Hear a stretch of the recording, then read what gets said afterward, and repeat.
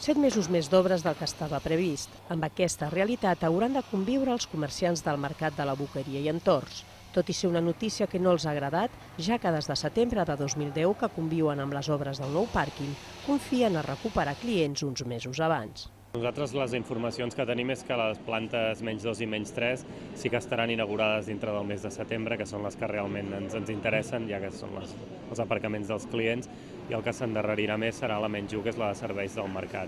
Ens sap greu, però la qüestió és que s'acabin, d'una manera o una altra que s'acabin, perquè tot el tema d'acabar obres després porta un tema de que els comerços reavifin i tornin a ser una mica el que eren, no?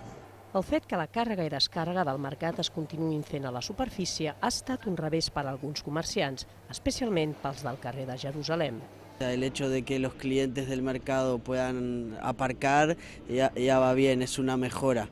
Pero bueno, el tema de que en la superficie de la plaza todavía no se termine sigue un poquito afectando, ¿no?, a lo que es esta calle y todo el movimiento normal. I qui també accepta amb resignació la nova data d'acabament de les obres és el propietari del restaurant La Gardunya. L'Antonio fa 40 anys que està al mercat i assegura que les obres del pàrquing li han fet perdre fins a un 60% dels ingressos. Va a ser dificultoso porque yo estoy en el centro de las dos fases de las obras. Estoy perjudicado por todos los lados. Tengo vallas, inconvenientes. No, los clientes no hay manera que nos lleguen, especialmente por la noche. Y, no obstante, una vez que esté el parking será un poquito mejor, perquè està muy difícil aguantar esto.